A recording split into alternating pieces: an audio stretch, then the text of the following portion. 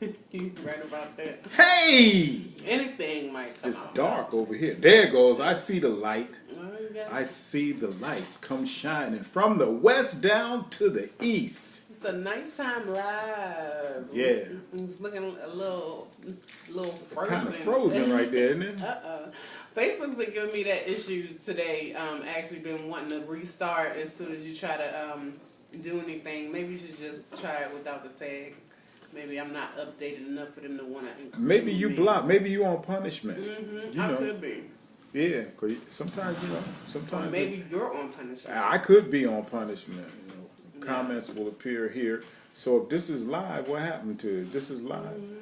What happened? It's debating on whether it's gonna broadcast. It's not going to act right? Nope. I wonder what's up with that. They're saying you need Live to update. videos must be at least 4 seconds long. Make sure that you have downloaded all of our cookies so that we can offer your information up to those people who are paying for it without you even knowing. That's what they mean when they say upgrade. It's an update, didn't it? Or did it say upgrade or update? Either way, same thing. 4 seconds long. This ain't acting right. This is sure not. isn't. This is not acting right. Technical difficulties. Well, Please wrote. Oh, it didn't want to do it like that. It wanted to do it like this. ain't that Okay, resume. Now it's not gonna act right at all. something? They just don't know what they want to do. Do you have enough juice? Oh, it's over on 100, Mister. I keep my devices charged. I should have known. Of course you All should his have known. devices are on 105% right now.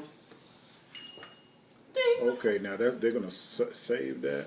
No, you Okay, can delete it. I'm gonna discard that.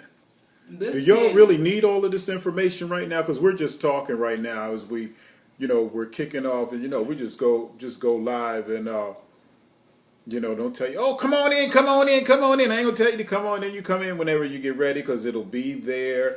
I think it's working It'll now. be there for you. This candy that I still have, this candy jar. If I forgot, then when you were coming, I'm like, damn, I done put out all of these Yep. ginger candies. Yep. He got a ration of them, but I don't eat them all at the same time. But So what you been up to today? You had a good weekend? weekend. Yeah, today's Monday, right? Oh, huh? The days are just running into each other. Yeah, pretty much. I like to use Mondays if I have the opportunity to tap into my divine femininity, and really just try to focus on where I am, mentally, emotionally, physically, spiritually, and so I've had some time to reflect on that, and it's You been want to jump in interesting. on yours and tag it. Oh, I could make And sure we're good to go. Because there may be some comments that come up with something. I can make sure I share it.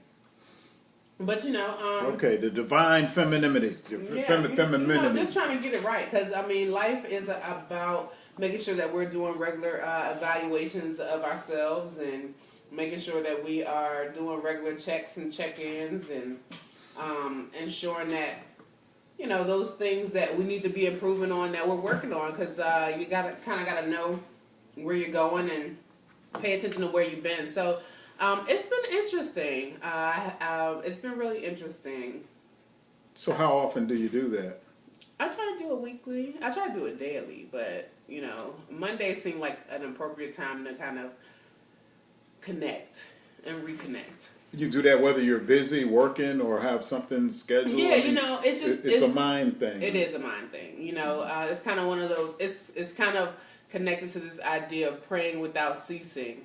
But in this space, I'm just trying to make sure and just really regularly reflecting on the choices that I made and the decisions that are upon me and the things that I need to be, appropriately evaluating to move forward. I think it's just part of the process. And I've also been reading this book called The Magic of Thinking Big.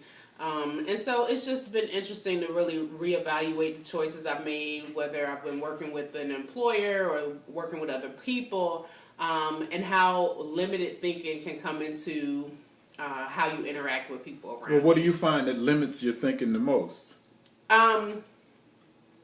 Well, what limits anybody's thinking the most, I think, is their attitude. Period. Okay. You know, and so I think, you know, I'm no different. Attitude in general is going to be limiting to my thinking, because it all depends on what your attitude is about a particular situation. That it affects how you're thinking about things. So of all things that you could possibly be thinking about that could limit your thinking, you believe attitude is the biggest one? Oh, absolutely. Yeah, absolutely. You know, it's how we respond, or how our belief system about a particular situation, or whether we feel that this is an opportunity for us to grow out of something, or whether this is something we're stuck in. Those are all kind of attitudes about our circumstances, and those same attitudes can, you know, ultimately affect how we move, how we plan, and how we prepare for the future. And so, you know, you kind of want to always be a few steps ahead. That's one of those things that this book kind of gave me some insight about. You know, if you're thinking, if you have progressive thinking and you're thinking a little forward, the hope is that if you're positive in your attitude, you'll be considering all of the things that you want to be able to accomplish, even if your circumstances aren't necessarily where you would like them to be, and they aren't necessarily ideal. You'll be able to move past this idea of, oh, these are my circumstances, and create a certain attitude about your circumstances to be able to recreate your surroundings and the people you're and the things that you're doing to be able to create a future that you want. So, you know, that's just part of my reflection. Well, for today. Well, I kind of look at it like this. It's like, it depends on what I'm planning my schedule around, how I'm going to spend my time, or if I'm giving that over to someone else, you know, to set my itinerary for me. You know, one of the greatest things that I learned, you know, about being in business for myself is I can remember you know, I've done little hustles here and there, you know, but, you know, when I was, went into doing nightclub work and organizing fashion shows and so forth, you know, and I had to write my itinerary of the things that I wanted to accomplish, you know, for the day. And every day there was something, you know, as well as recruit models and so forth. And I remember we went through that whole process of doing that on a daily basis. And at the end of the day, you know, at the end of each day, I would look and see what I got accomplished, and feel that sense of accomplishment. You know, and we were doing work. Me and another guy, we were working in a club, and we were both waiters, and we said, let's put on some shows here. Let's do something. You know, I'm like, okay, let's do it. You know, and so, and we're trying to get away from being a part of the corporate world. This was living in a corporate town, you know, and a lot of people had corporate jobs, and then of course there was the working class, and it really was enjoyable. You know, we didn't make nothing. At the end of the day, we paid everybody but ourselves, you know, and ended up with like cab fare home, you know, and right. But still there was that sense of accomplishment that we did this and we paid everybody, got burnt by a couple of people.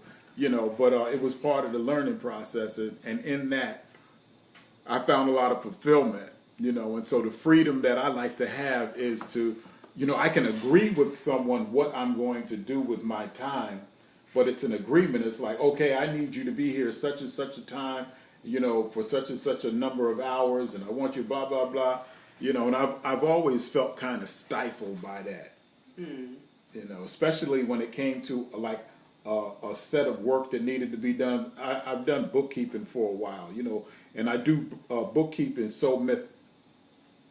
such a method, a methodology of doing the bookkeeping that it doesn't take me all week long to do that. You know, I'd be finished, you know, my work week would literally, all the work that I needed to do for the week would be finished by Tuesday lunchtime. Yeah. You know, but yet because I'm working for somebody else, I have to sit there and pretend that I'm doing stuff. In the meantime, everything is done, and I found that to be,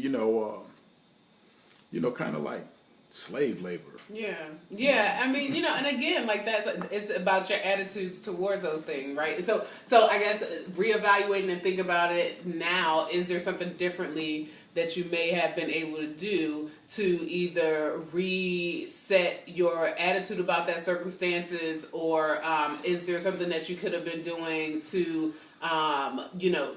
that may have been directed towards some other interest that you may have had that could have, whatever the time that you were using, could it have been used differently to get a different outcome? And I think that that's kind of where I've been reflecting a lot, of my energies. Not so much that, I still don't necessarily, I'm trying to take all those times where I felt like I was harboring potentially some kind of animosity or the similar feelings of slave labor, or this idea of being used as opposed to being seen as an asset, and my skills being seen as valuable and being used appropriately, and trying to figure out, okay, well, where could I have inserted my skills in a better or a different way? Well, I recognize the skills, and my employers recognized the skills that I had, and I used my skills for them. Mm-hmm. Like I was keeping their books, but I would come home and I'm just really coming into managing money, in a more concrete way. Back then I was just like trying to have fun, escape the plantation, and that's kind of like what got me, to really enjoy nightclub, radio broadcast, and that kind of stuff, because to me it was a joy to do. And so I was never really thinking about the money, because, foolish me, I didn't know, So when I started to have the idea that the person that I was working for was my client, and that I was a professional, and that my outlook, my self-assessment began to shift. Right. And the idea of me, and after that, I had a few little businesses that I did, that I created for myself. But again, it was not, money was not the object. Freedom was, and I had yet to associate the two. Mm-hmm. And so I was just like, okay, I'm basically on my own and setting my own schedule, and that's what I would do. And anytime I book somebody for, handyman work and remodeling, houses to some extent, I set my schedule, and so what I had to do would have to, the work that I was going to do for other people would come around the schedule of the things that I wanted to do for myself. And I had devotions that I did in the morning, and people would say, "Can you come at 6:30?" I'm like, "No, I can't come. I can't be there until between 9:30." And so that was like taking charge of my time. And they say time is money, but now that I have all the wisdom to do that, I don't have that youth. And so I'm not in that. I went through the acquisition stage, and now I'm just like I'm not in a coasting stage. I'm in a give back stage. Where people don't have to wait until they get as old as I am. I can give them some information that could be beneficial to their life if they pay heed. Whichcomb had a line in that song "Glory," about to give the wisdom of the elders to the youth with the strength. And so, but they gotta listen. Everybody's not tuned in. You're trying to tell folks stuff, and and if they're not asking for it, they're not going to receive it. Yeah, it's interesting though, because I think thinking about this idea of freedom, for me, I think I've always kind of been referred to as backwards. So when it came to trying to, when I moved through life, the idea was, do these things and acquire these things so you'll be able to give. But what it ended up feeling like it turned out to be in reality was that I devoted a lot of my life, what seems like the majority of it, to giving, because circumstances had it so that I wasn't in the position that I expected to be in to be able to acquire. Because the idea of, with my particular situation in particular, this idea of not having a degree immediately when I thought I was going to be able to have a degree, I went without a degree for 5 years. And so a lot of my recent, there was a question that said, speak to a challenge that you had to endure.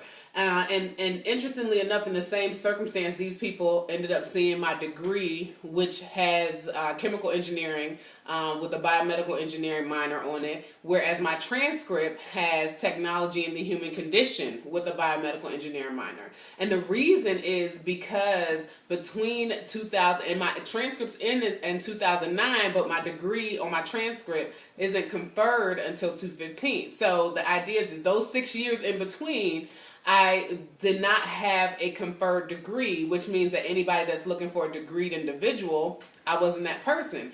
But what I had always told myself throughout college is that I don't need this degree to do anything I want to do. And I was forced to prove that to myself. And so I lived those 6 years constantly giving, because it was that sense of, well, I'm going to do exactly what I want to be able to do. And that ended up taking the shape of volunteerism in a lot of ways. Until I was kind of, I have one friend that is always, I think he has pretty much pushed and motivated me in the direction of that makes the most sense when it comes to dealing with the way society works. It seems like he's been able to acclimate himself to society, whereas I've been, quite hard-headed and just wanted to live true to myself and who I knew I was. And so because he's been well acclimated to society and found that balance between being himself, he's been able to offer me some guidance. And so he continues to push me. But the point is, in that time span, I've kind of done things what seems to be a bit backwards, and I've been giving through volunteerism, offering my skills, somewhat free of charge, always underpaid because the degree wasn't there, and so sometimes I wonder if it is, like the longer I live, the more I kind of like question that, and it's one of the things how people have managed to. Have managed to rip off government programs and so forth, because people were lax in that back in the early 2000s and the mid 2000s. Like it started to collapse with the real estate market, but people, were basically scamming. You could talk a good game, and most employers won't check your credentials, depending on what kind of job, how much. The more money you're going to make, the more they're going to scrutinize, right. Scrutinize you, which for me is an indication that I need to work for myself and think about working for myself, as well as training young people to take on that entrepreneurial spirit, and that we develop those businesses, sticking to the basics of kingdom building, community development, strategic partnerships, for spiritual warfare. It all goes in, together. It's like how we think, because a lot of what is wrong in our communities, as I've said numerous times, that we're too busy trying to please somebody else, and so we get our sustenance from pleasing them, and that is what has been our downfall. So we don't become the masters of our own fate, because we just want to have that approval to be able to acclimate, to fit in and work for somebody else, because we don't have the kind of understanding that it takes to make our community and our culture and everything work for itself. Yeah, and things take time, and there's not one of us. What do you mean time? 400 years? How much? Well, there's not one of us who hasn't been influenced by someone else in some way, shape, or form. No So question. we can't, try to implement something today and believe that the influence and the indoctrination and the effects of the belief systems that we've kind of been able to or had to operate in aren't going to some ways trickle into how we operate and move things. The technique and the skill comes when we're engineering the life that we don't want to escape by understanding, well, these are these basic principles. We're doing some forward, or some people would call it backward planning, because we understand that these are our goals and our objectives. And because of that, these are some things that we need to be putting in place, and these are the people we need to align to. But we have to always be mindful that there's going to be, we're a product of our environment, and our environment is a product of us. And until we can see and be moving in a consistent framework and infrastructure of what we're gonna reconsider as normality. I don't know if we've ever been at a normal, but once we get to a normal, once we get to a normal, we can operate in that vein, and people can adjust accordingly. Yeah, it's not coming out of a vacuum. It's been, people have been working on it and been thinking about it and planning and doing things to bring that about ever since we've always fought for freedom. We just over the last 200-300 years, we've come to not know what freedom is. And so working towards it is like all we can do is imitate what those who we think are free. And so and that's important. That's important to realize. First of all, is to understand that what we see and potentially deem as freedom is indeed not freedom. I mean, let's think about people that, let's speak to women in particular, and these are some things that I've been reflecting on over just today and over the years, is just this idea of, even sexual freedom with women. Some of the women that we see on the forefront as being, the models, or the ones that are the breadwinners right now, the ones that are getting the most publicity, are women that have been in sex work in the past or currently. And so it's now always a question of, given that sex work is, at the forefront, or is something that is prominent, my concern is, how do we ensure that if I'm seeing that in society it's being promoted that sex work will get you the money that you need so you can do what you want to do, how am I protecting my sisters in an industry where there is no insurance, where there isn't necessarily job security? That's one of my concerns. But my other concern is, as a mother, how do I help them redefine freedom as something outside of the female body being, used and manipulated? I mean, just like it is in what people call slave labor, your 9 to 5. If it's tearing away at your mind, it's still very much utilizing your body. But how do we recognize and come to this place where our freedom is not tied to being objectified one way or another? And that's difficult, because we're in capitalist society where, your human capital, to start with, from the time they issue you a birth certificate and a social security number when you pop out of vagina, you become human capital, and there's money put on your head in terms of how much they expect you to be able to come out with. But the reality is, it's like, how do we, as a mother, how do I express freedom in a society where sexual freedom has become huge and hugely marketed to little girls? How do I express freedom as something outside of just what you do with your body, but how you think and how you operate, what you learn, and those things that go beyond just sex? I mean, that's something that's important for me. Nice segue, because I wanted to get to something that might be a little more tangible. It's all tangible if that's where your head is at. All of this stuff about sexual harassment and so forth, and with people in high places, like it just started or something. It's starting to come undone. Hollywood, right. Washington, and different places, Wall Street and so forth. How do you think that's impacting the future of women's empowerment? I don't really have any thoughts, because I think what it is revealing is that it's more so that there's a undertone or an ongoing societal structure of buck breaking that has been continued through the music industry and through different industries and political things that has gone away from tearing down and defaming and embarrassing the man in front of the family, it's now taken on the shape of, you know, demeaning character in underhanded ways in politics and in industry, and that's all I can really say to that.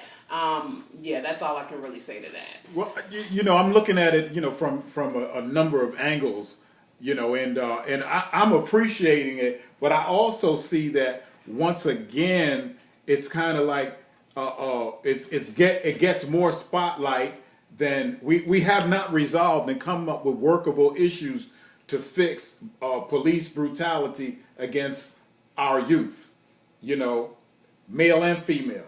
You know, and every time we've gotten to a point where that was coming, where the questions need to be answered, something else, you know, would hit the spotlight, and that would become more important. So it would seem to the media and the plight. Basically, when I say black man, I mean black people or African, however you want to call it, that gets pushed to the back burner once again.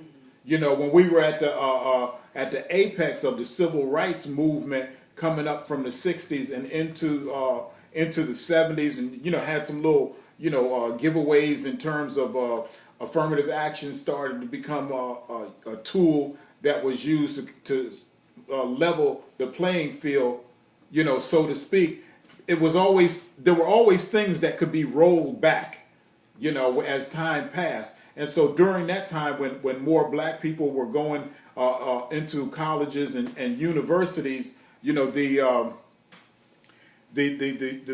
struggle became again on women's rights. The women's rights, black rights were always like hand in hand. The women's suffrage and all of that, you know, came up. And not to say that they're not valid, but the plight of the former slaves was always pushed on the back burner. You know, even today, as we speak, you know, the big Trump has gotten everything blown up. You know, so, and I appreciate the women coming forward and them focusing on, because they try to put themselves in a position of moral superiority. You know, not just white supremacy, but white man supremacy.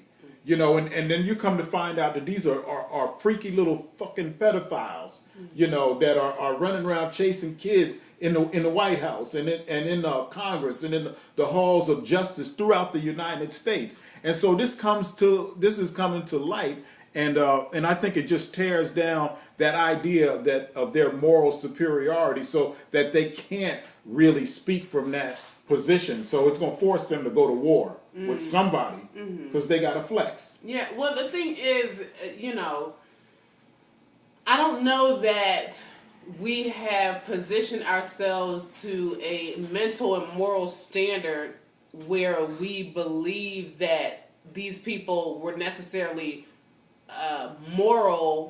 superior morally at all, ever. But what they did do was utilize their ridiculous, disgusting nature to harness power.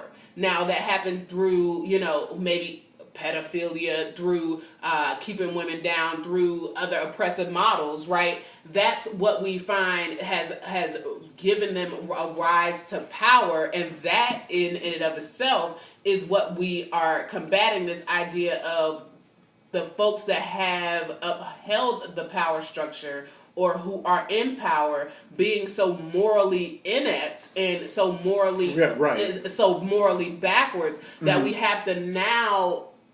The challenge is indeed to say, okay, well, we kind of need a reset, because we've been trying to move like they move in a hope of acquiring the power that they have, because we had to be let in and do the things that they did to get let in.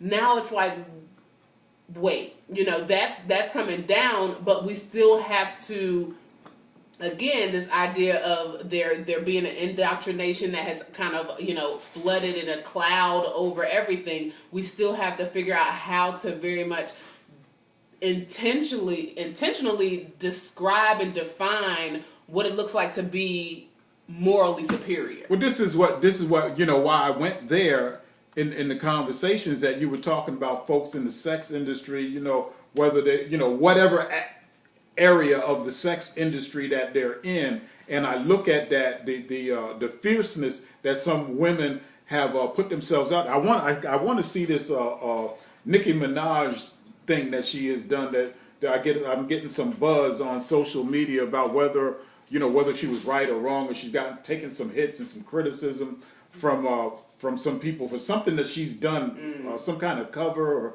or something that she's posed on or something. I want to look at that, but that's also why you've asked me a couple of times, do I like Cardi B? I like Cardi B's heart. Whether I haven't even given it enough thought, I just like the idea that she said this in your face, the bold hypocrisy of what y'all talking about. And she has let out some revelations that she understands that children are looking at her, that young girls are looking up to her, and she, this is of her own, I don't know if any advisors have talked to her about this, but she seems to have come out with it herself. Her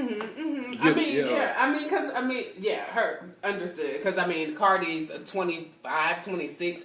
She was, just a couple years ago was just fighting in the street and didn't care if anybody cared that she was fighting, because that's how she got down. If somebody had something to say, she was a rumbler. She she thought she could just fight, or and she's had a background that she's been very transparent about. Again, that's neither here nor there, but I definitely respect her her reasoning for making the shift, or her ability to be really open about her transition into just growing up. She's just growing up, and that's cool to be real about the fact that you're growing up. I've seen her in small interviews where it wasn't as public. You know what I mean? Where it was tiny interviews, where it was intimate settings, where she was just being herself. And so, I can respect that. It is what it is, But, all of these things, she too has been, heavily, influenced by the industry, trying to free herself of domestic abuse through the sex industry, and now she's in another industry, which may or may not be similarly objectifying her. And so it's a matter of how do we get to a place where we set the standards on what creates our freedom. Exactly. So that's what I'm talking about. That false sense of morality that goes along with white male supremacy is being torn down. It's a facade.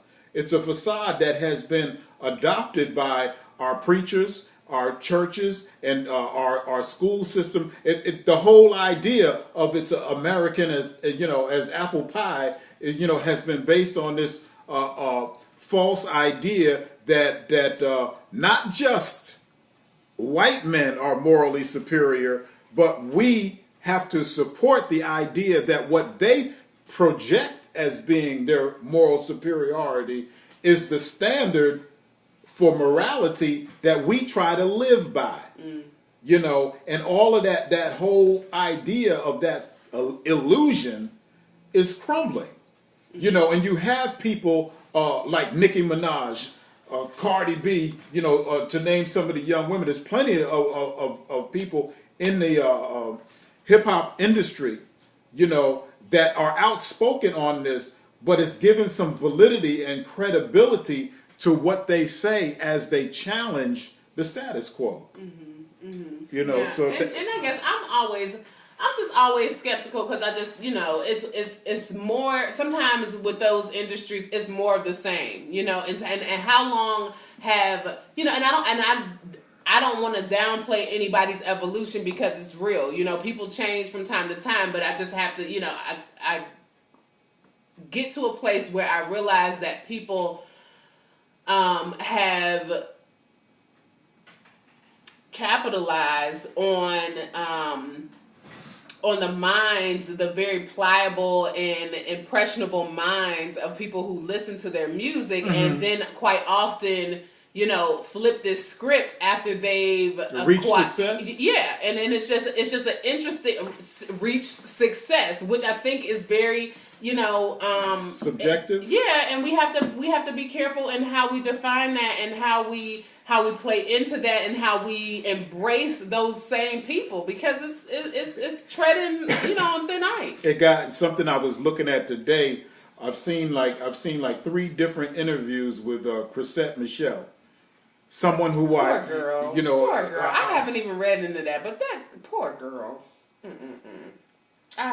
Because I don't know. Like, there's nobody that's going to sit there. I'm sorry. There is nobody that's going to tell me that because I decided to sing for Trump and you going to sit there. No, I don't even know the whole story. But the poor girl. I think you might want to look into it. I don't care, because people are judging her. That's not my point. But my point was why I was saying poor girl, because she's been judged and she got all this going on and she's like, oh, I feel so sorry. And she apologized. For what, girl?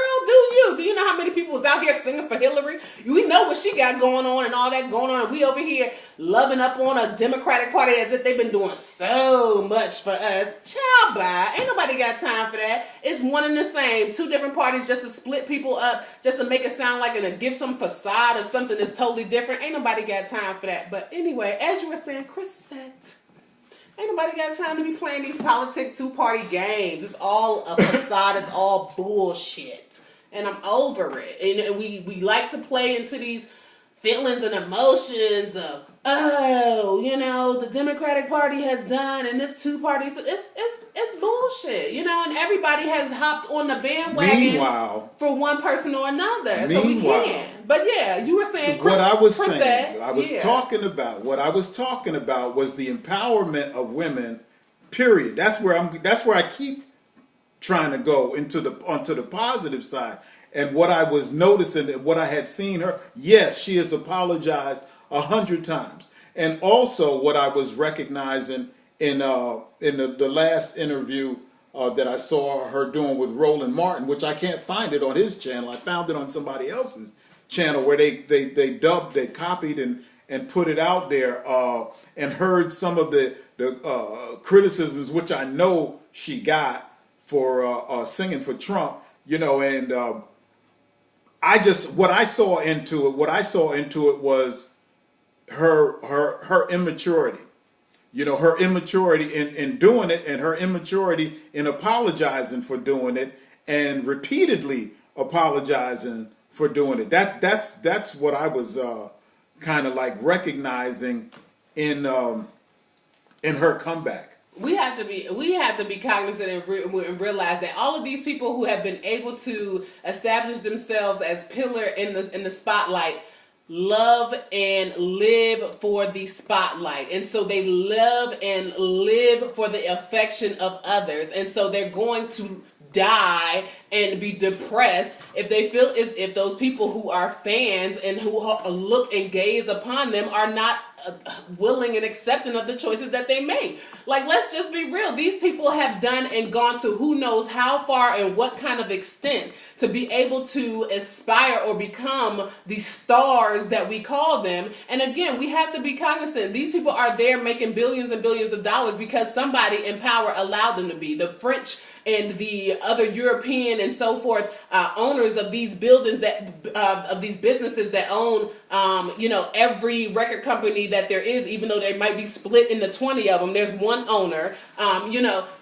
We have to be cognizant of the fact that these people would not have what they have had they not taken sacrifices to succumb to the will and the interest of those particular business owners. So to sit there and to think that they would not be here boo-hooing and crying and trying to submit and try to give all these other excuses and whining and crying and loving and whatever and all these displays. You have now this empathy that you have for Cardi B fighting in the street. I don't have empathy. I recognize I have empathy for everyone. I don't care that, any immaturity that I was talking about the immaturity that you speak to. I spoke to Cardi's immaturity. She's 25. She's doing what she wanted to do. She used the sex industry, so it seems, to be able to move out of a situation, and she seems genuine and sincere. So my thing is the immaturity, the fact that Cardi B only, let's take her teeth for instance. The only reason that she decided to get her teeth fixed was because she kept getting talked about on Twitter and in social media. It had never dawned on her that she had a jacked up mouth. Until people was like, oh, your teeth, your teeth, your teeth. But of course, when you're in the spotlight and when it's the affection and the interest of other people that you are interested in accommodating, then you'll make those changes. So she got her teeth fixed because she kept being talked about her teeth. So these are people that are the stars that have been able to rise to this particular fame for one reason or another. Either they made a complete ridiculous, made ridicule themselves in public to the point that people think, oh yeah, she's perfect, she's great for the ratings, or the fact that they actually have some skill that is worth showcasing. But regardless of the situation, it's not that there's any sympathy. I have empathy for people because they're human. But these ideas that these stars aren't going to sit there and try to appeal to the masses when that's just what they do and how they became stars. No, I'm not going to sit there and think that's different. So how do you market a business if you don't appeal to people? How do you? No, that's how you do it. But I'm saying what you were referring so if you to. became a complete legend in any one of your many skills, you wouldn't. What would you do with it? What would you step back from it? If I personally became a legend because of any particular one of my skills, it was because I was staying true to who I was. Period. But do you evolve as you stay true to who you are? People always evolve. I mentioned that. But that's what I'm saying. I mentioned that. It's just like you saying, okay, when you stick with Cardi B. Cardi B didn't know she had a raggedy mouth. Mm-hmm. And then when she realized that she had a raggedy mouth, she did something about it.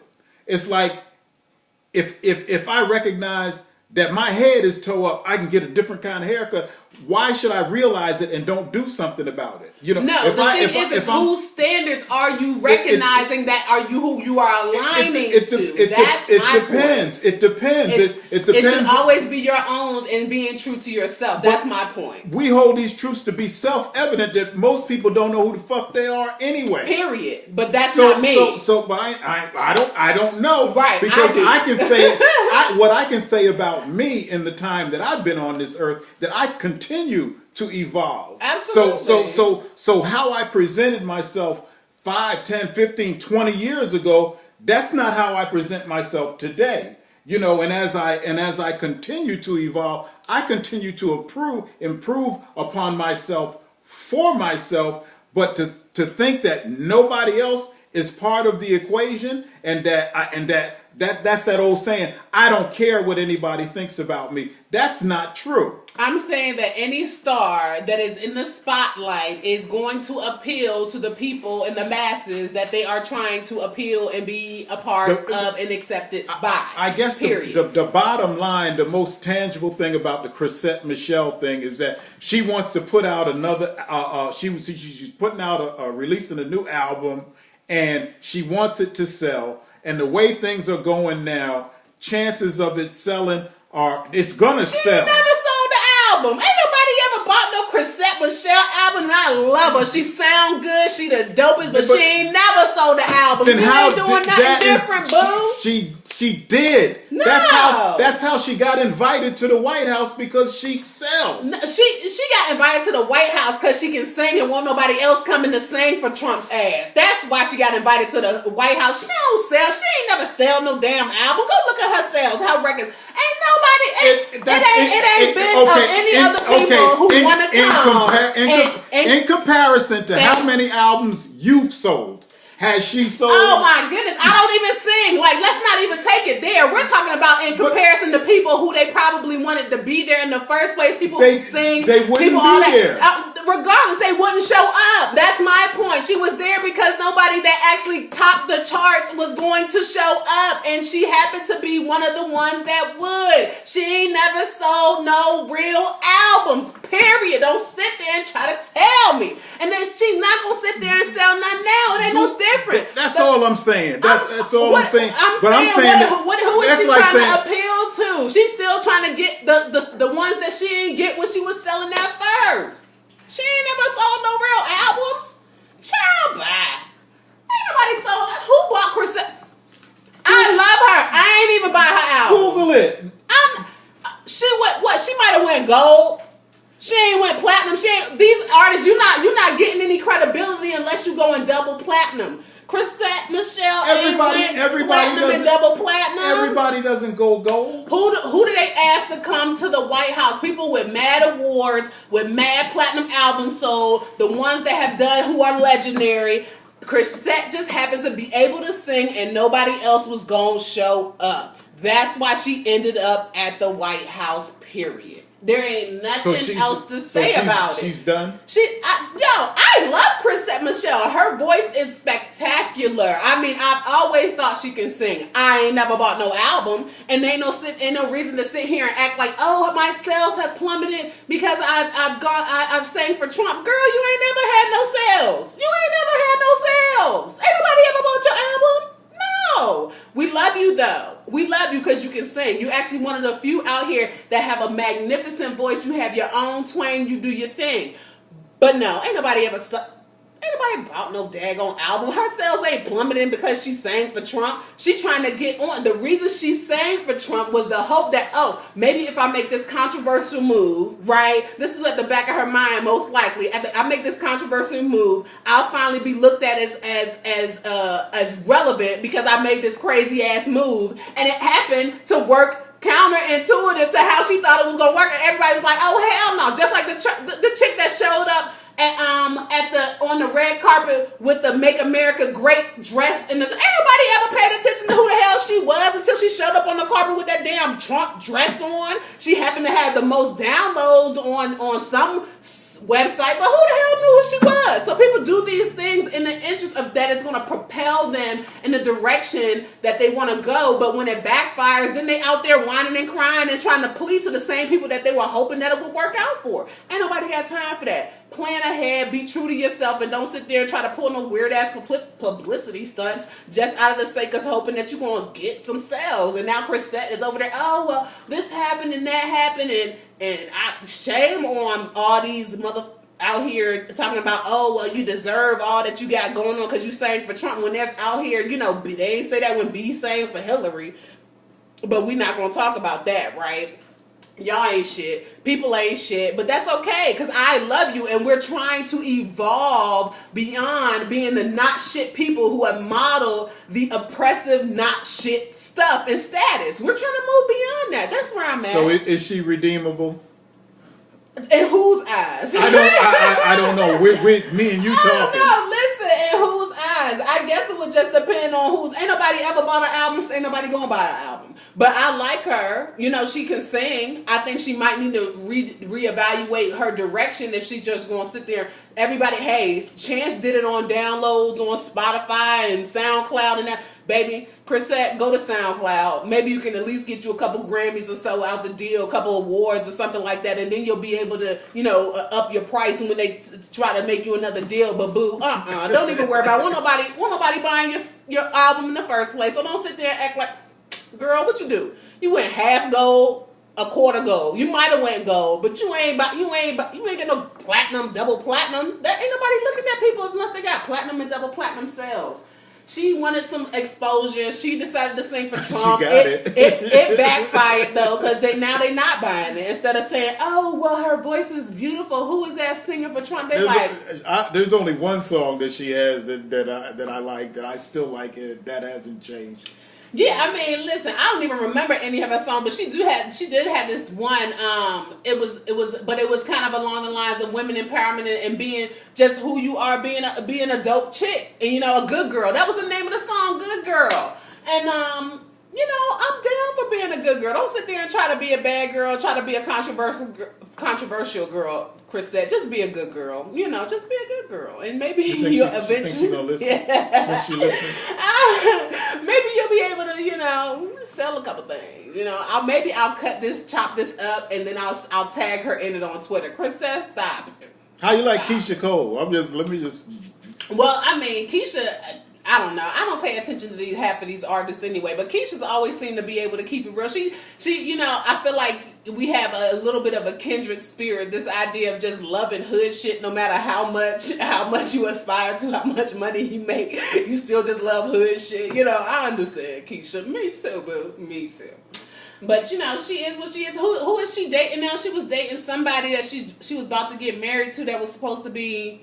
It was supposed to be cool or something like that. I don't remember. But, you know, hey, I think she's about to move into the marriage thing. And we were recently talking about 20 little ways to make sure that your marriage stays strong. You know, do what you do, boo. Keisha, we got a podcast for you if you need some help. You know.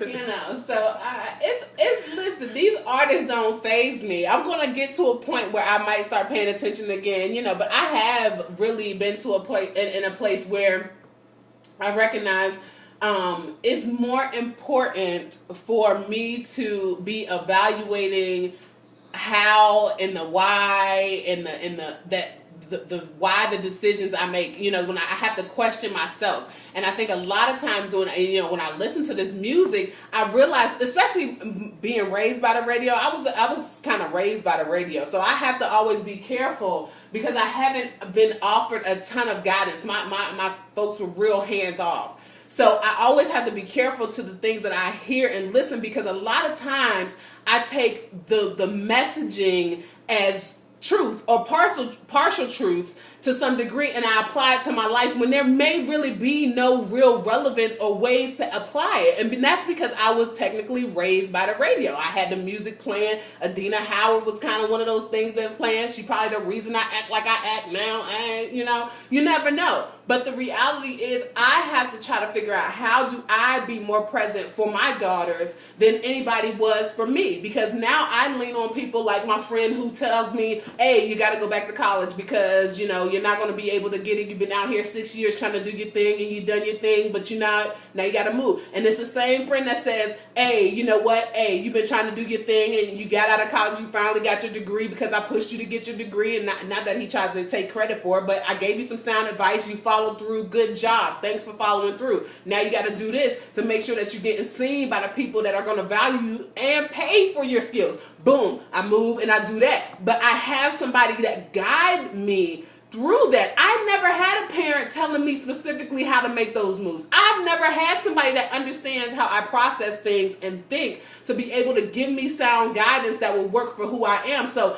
being raised by the radio, I was thinking, shoot, if I hit it one time, then I like her. If I hit it 2 times, I'm a wifer. And it's like, wait, is that, you know, is that how that works? Well, do I continue to keep fucking so that maybe he'll wife me down and then I'll be looking like Keisha? Like, no, like that, you can't do that. You can't apply certain things to your life that are associated with radios and the crazy ass messaging that they're offering you. So I don't listen to it because the messaging is off and is not aligned to the kind of things that I want to share with my daughters. However, it does serve as an awesome study point, a case study. When me and the girls are listening to this song, like, is it SZA or some chick that's saying, I only deal with him on the weekends. You know, boyfriend, he my boyfriend, your boyfriend. I heard he was her boyfriend too. So we got 1 dude, 3 chicks, and she cool with it because she just hold him down on the weekend.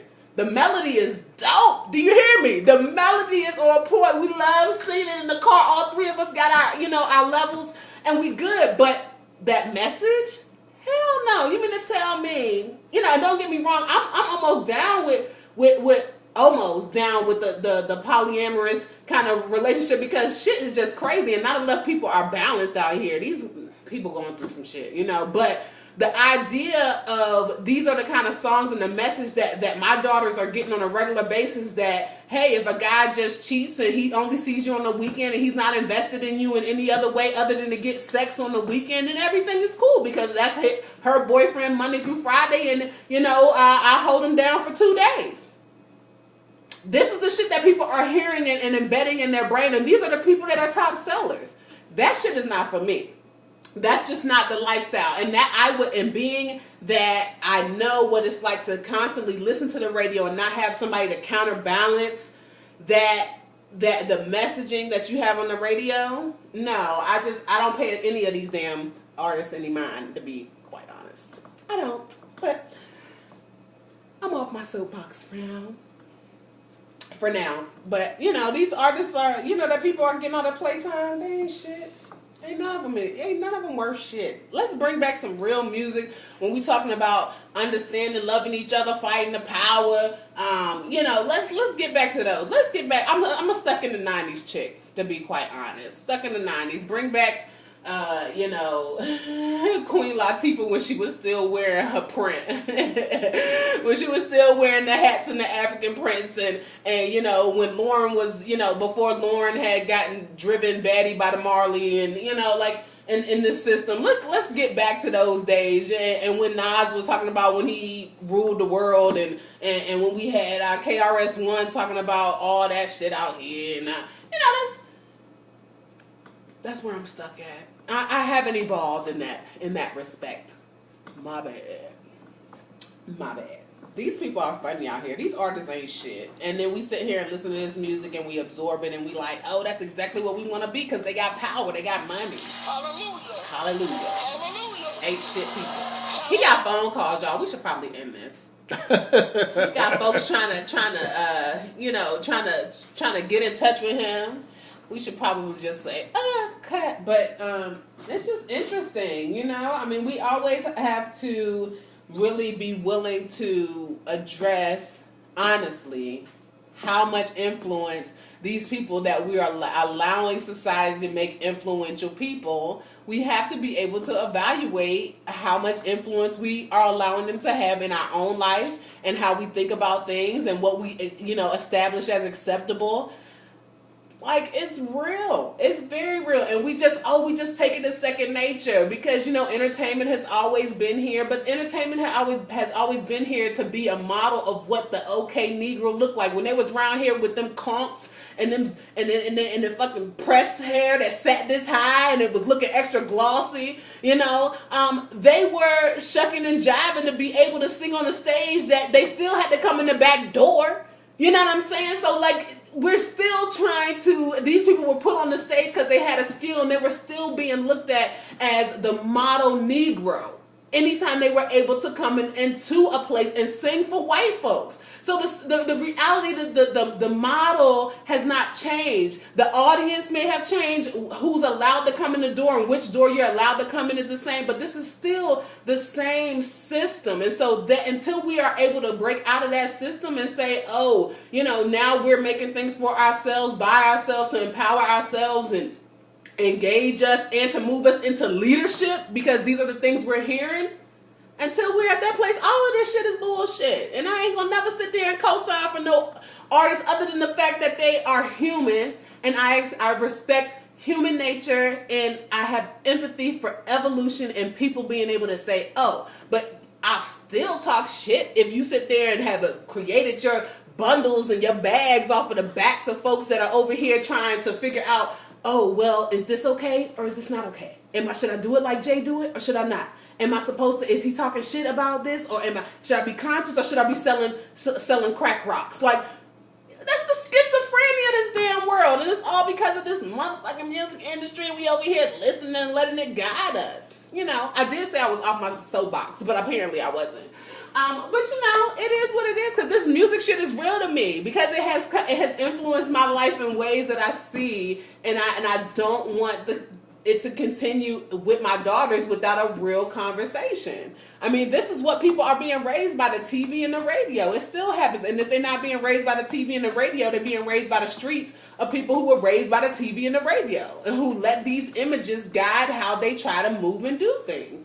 And that's just very real. And I ain't got sympathy for none of that bullshit. None of it. So how do you fix it? I sit there, I'm always being me. I'm engineering life I don't want to escape. I make sure every time that I'm trying to figure out what the goal of humanity, I'm the queen of humanity. And so the goal of humanity is to feel deeply. So I feel deeply about these things. So the reason I go on and on is because I feel deeply. Because without empathy, there's emptiness. right? And so I'm always reminded of the things that I should be saying to myself. I always listen. And you can get these little books like this. I'm trying to, monetize things. You can get books like this little thing, little handy. You can keep a little keepsake that'll have things nearby. What is it? It's just a little flip book that includes sayings like always listen. What's it called? It's a flip book. That's the name of it? Yeah, it's Iron Will's flip book. It includes some of the art, the artistry. I was until you just said that. But you didn't say what it was. I said it's a flip book. Okay, it's a little. I'm introducing to you the flip book. Thank you. Iron Will's The Path. You can always visit theepath.wordpress.com. But the reality is, this is just something to remind me day in and day out of the things that I need to be doing, which is listen. You should always listen. I might run my mouth a lot, but a lot of times I listen more often than I'm running my mouth. Okay, and I'm listening to what's happening, and I'm paying attention to how it's affecting those people around me, and I'm listening to how they're, how they're reacting, and I'm listening to all the gossip that people are running their mouth when there's probably something else they could be better doing, and it's okay. That's what entertainment is for. But we're trying our best, right? So you should try your best as well. Try your best. Like, those are the things that I say. Always keep pushing.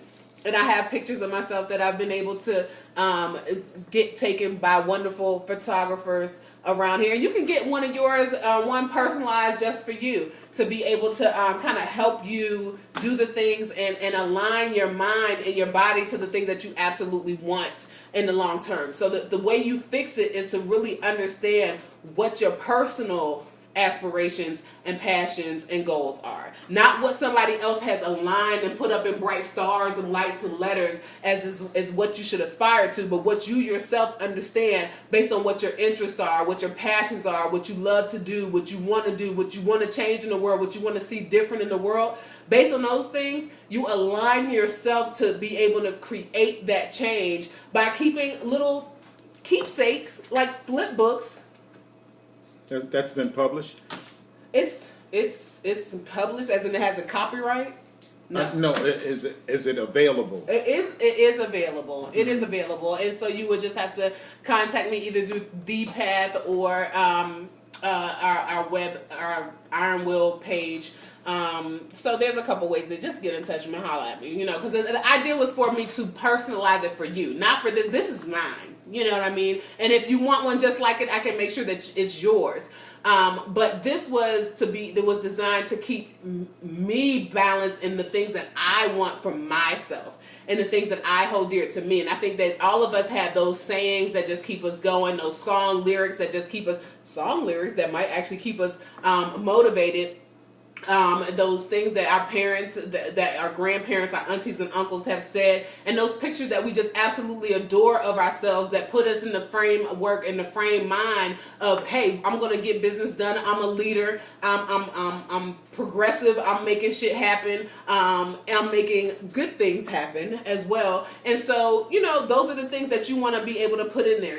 Send me over a couple, like maybe 5 quotes and 5 pictures, and I can get you one of your own that you can keep close to you, and then you can go, keep it in your locker, or you can keep it out in the car in the dash, and you'll be able to go and when things get a little rough, you'll have something to refer back to say, okay, well, this is who I am, this is what I believe, this will keep me grounded, despite the fact that everything around me is stirred up. These are the kind of things that you want to keep, you hold on to. So that's how I change it. That's how I do it. Understand who I am, the life that I don't want to escape, realize what that looks like, and don't have it based on, what any outlandish, living above my means type of aspiration is projecting for me. I make sure that I project it for myself, and I have realistic understanding of, hey, if I know I want to get to $112,000, I have to identify what skills, I have to identify what areas I can be getting paid that much, or which multiple areas I have skills in that will get me the money that I need to make to be able to generate the $112,000 a year that I want to be able to make. And so that's the real tangible. That's engineering a life you don't want to escape. And it takes experimentation. That's why I respect these people that are out here like Chrisette Michelle and Cardi B, who are trying all kind of crazy shit because they're trying to figure out what life is really supposed to be like.